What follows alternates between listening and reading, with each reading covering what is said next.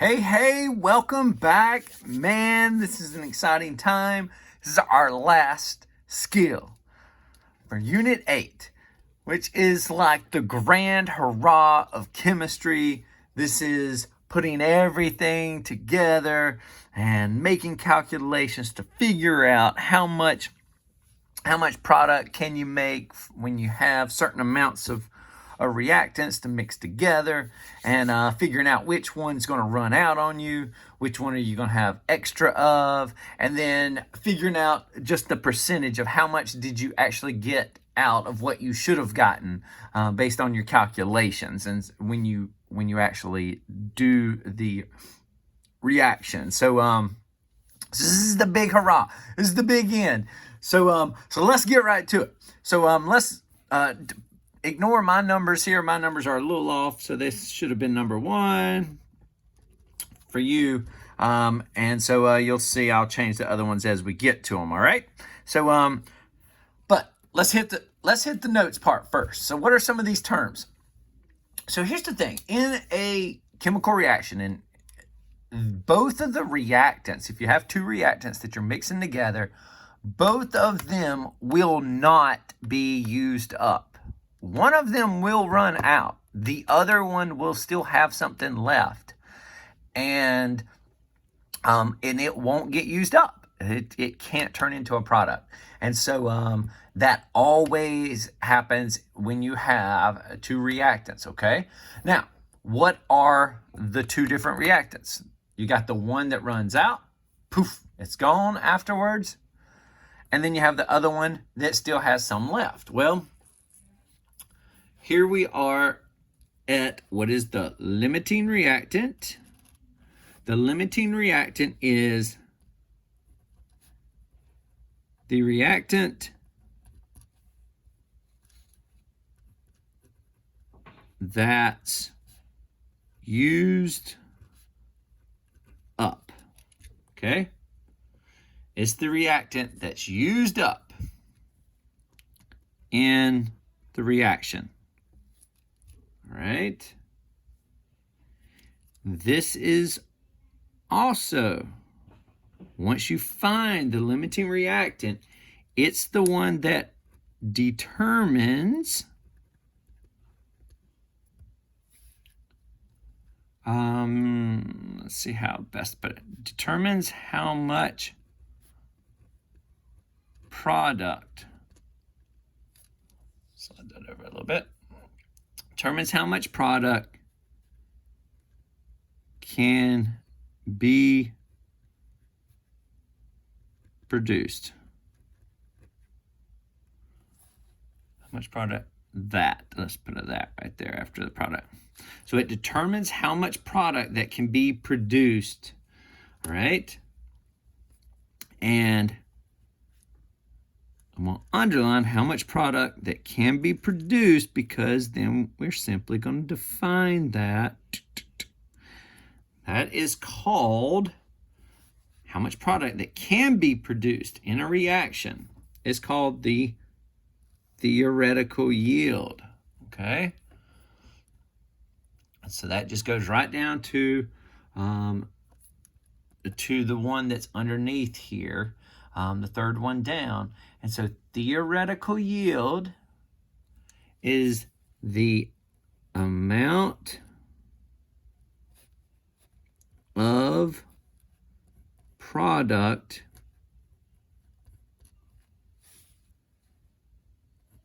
that can be produced based on your calculation. Okay, so this is based on your calculation. So that calculation is the calculations we've been doing. These right here, these conversions. When you do a conversion, it's based, these are calculations. We didn't actually go to, these numbers didn't come from the lab. These numbers came from how much of the reactants we have. And then the one of these that is the least amount, okay? So the limiting reactant is the produces the least amount of product. That's the giveaway. That's how you know which one is the limiting reactant. It's the one that produces the least amount of product, okay? And so when that limiting reactant, once you do the two calculations, the one that's the least amount produces the least amount, that's going to be your limiting reactant, because you're limited on how much you can produce based on that one, the smaller one, the one that'll produce the least amount of the product, okay? And then that means that what you use to produce the least amount is called the limiting reactant. And the amount that it can produce is called the theoretical yield, okay? Which is the amount of product that can be produced from just based on the calculation, not actually doing it in the lab, okay? And so we'll add that here in just a second, okay? Now, that means one of your products will get used up. It's called the limiting reactant. It'll get used up. It'll be a lower amount of product. Well, the other one will say that it could produce more product. It'll have a higher amount of product. Well, that is called your excess reactant, okay? Your excess reactant. Now, the excess reactant is not used up in the reaction, okay? Not used up in the reaction.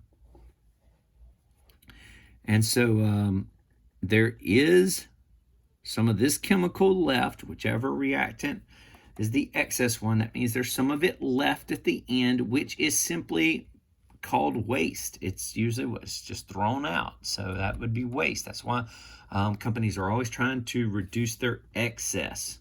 And so they don't want to waste anything. They want to get as close as they can. And so how do you identify the excess one? Remember, we just said the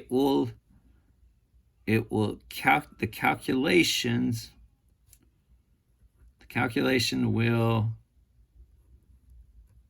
produce more product. Okay? The calculation that will produce more product, that's the excess one, okay? So the higher the number over here, whichever one's higher will be the excess, and the one that's lower will be the limiting reactant.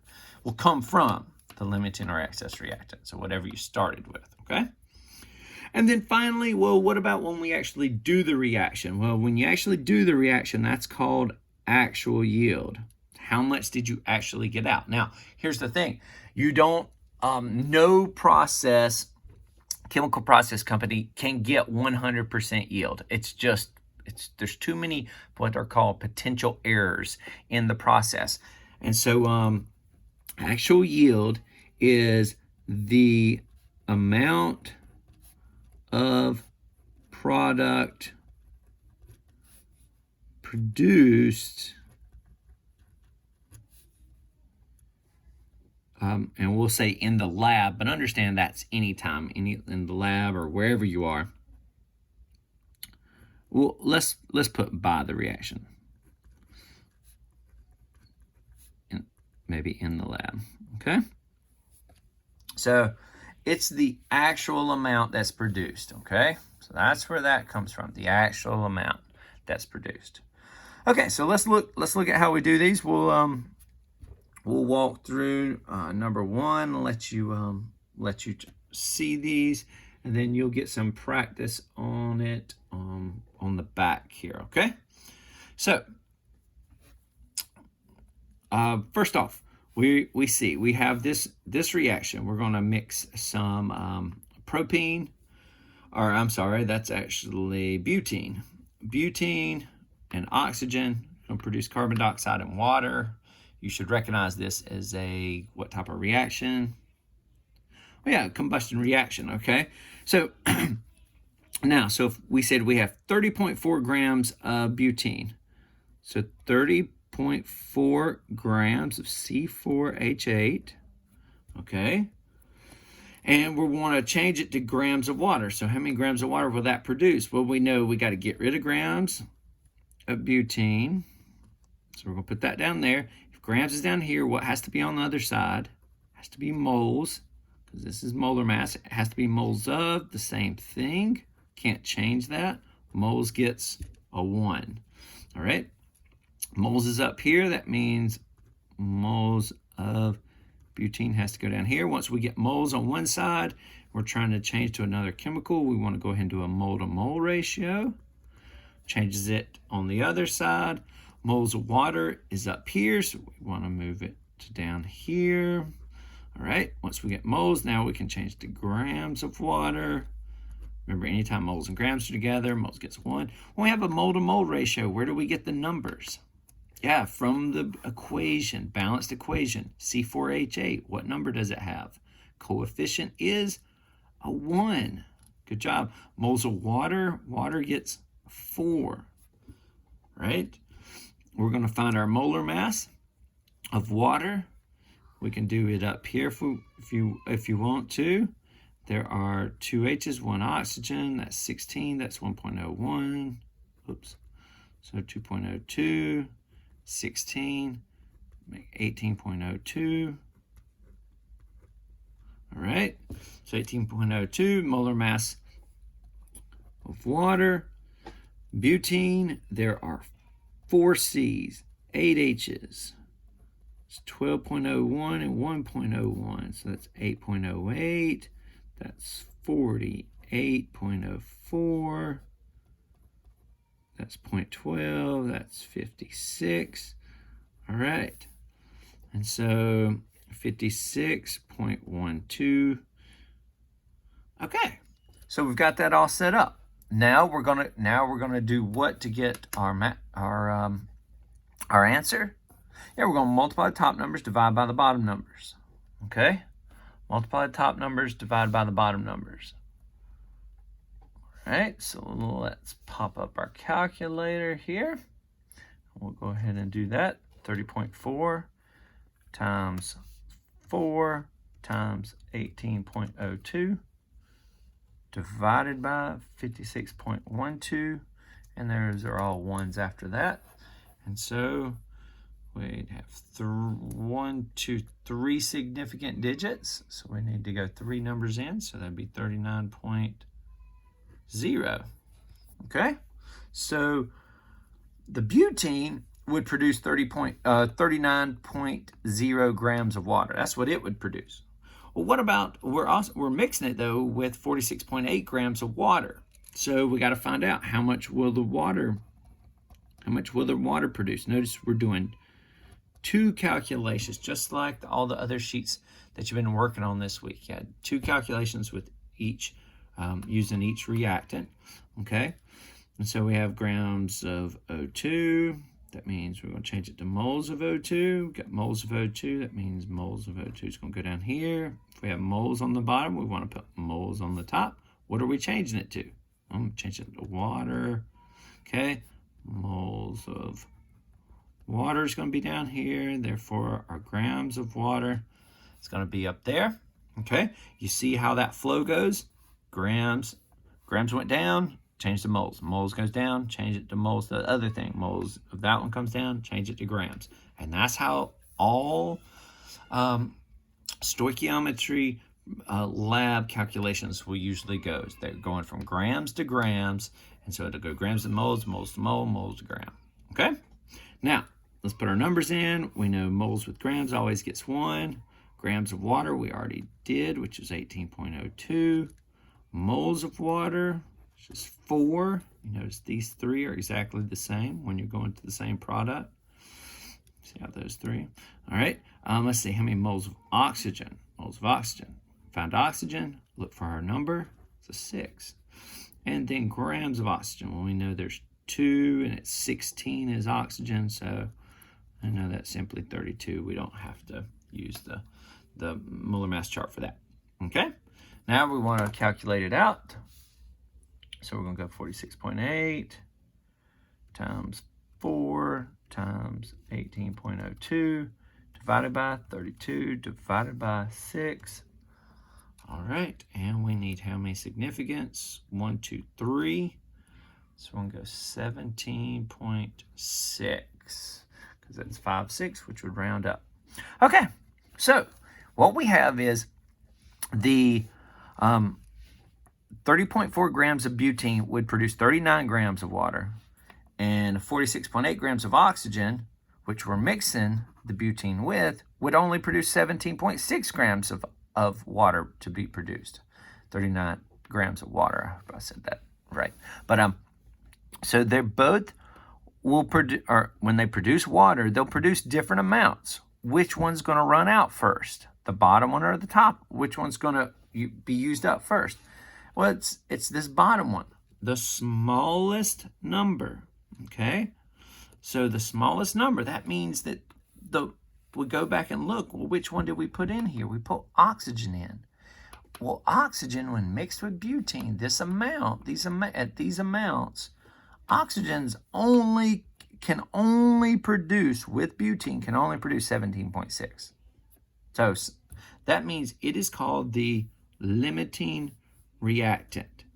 So we just go over, this is our limiting reactant. Then that makes the butane what?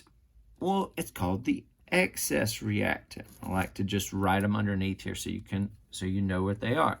So what is our limiting reactant? Well, it is the 46.8 grams of O2. What is our excess reactant? Well, it's the 30.4 grams of C4H8. Okay? Now, what's the theoretical yield then? We'll go back up if you're not sure. It's the amount of product that can be produced based on calculations. And it comes from the limiting reaction. So it's the lower amount, okay, which is the lowest amount. Okay, so it's which one of these could be produced now. Remember, we're talking about yield, so actual product here. So we're going to use these numbers this time. It's this comes from the limiting one, or it's the smaller of the two. So the smaller. So it's 17.6 grams of water. That's all that we could produce if we mixed these two reactants together. The maximum amount that we could, in theory, come up with is 17.6. We could never produce the 39 because the oxygen would have run out once you got to 17.6. Okay, now, what about putting it into a percentage? How much did you actually get? Well, I have to tell you, because obviously you're not doing the lab here, but when the reaction was done, 13.6 grams of water was actually produced. This is called actual yield, okay? 13.6 grams was actually produced in the lab. Well, what is the percent yield then? How much did we actually get out of what we were supposed to get? Well, percent yield is equal to actual yield over theoretical yield. And then it's a percentage, so we're always going to times 100. Oops, sorry, let me slide that up. Okay, so actual yield over theoretical yield times 100. So we're going to take our actual yield that we got in the lab. What did we get? Well, we only got 13.6 grams of water. We're going to divide it by the whole amount that we could have gotten, our part that we got out of the amount that we could have gotten, which is the theoretical yield, okay, the smaller of the two. So 17.6 grams of water, right? What happens to grams of water? They're on top and bottom. They're gone. Okay, we're going to multiply times 100. So now we're simply going to take 13.6, divide it by 17.6, and then we're going to multiply that answer times 100, and we're going to give it 1, 2, 3 significance. So it would be 77.3% yield. All right? And that's how you get yield. All right? Now, if we were doing, I'll ask you, and that's all of them here on the front. Really good, guys. And so let's look at the only other little variable of this is, what if we wanted to know our percent error? So we know our percent yield, we got 77.3, but what was the error then? How much did we not get? Well, two ways you could do that. You could simply take your number, right? If we want to go percent error, then we can take 100 minus percent yield. Okay, because the only thing we're missing out of this is the rest to get this up to 100. If we would have got 100% yield, then it means we got all of it. But we didn't. We had some error. So the error is the difference between 100 and the percent yield. So if we did 100 minus 77.3, that would be equal to, 22.7% error. That would be our error. So that's how much error we had. Now, you could also do it by taking your actual, subtracting it from your theoretical, and then dividing that, because that's the amount that you didn't get, and then dividing that by the theoretical. Same thing we did here. Okay? And so you'll see that formula on the other side. So that is what you'll do on the other side. Let you guys practice those calculations. And I'll let you do one more little calculation. Take these pictures, turn them in, and man, hopefully you have everything turned in at this point.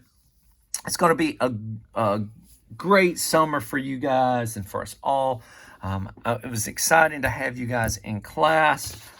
When you kind of think back to this year, it's going to really be a whole different aspect of your education, because it's really teaching you how to adjust and learn, and you guys that have stuck through and done all the assignments, you're going to have learned a lot more than chemistry. And so I'm really proud of you.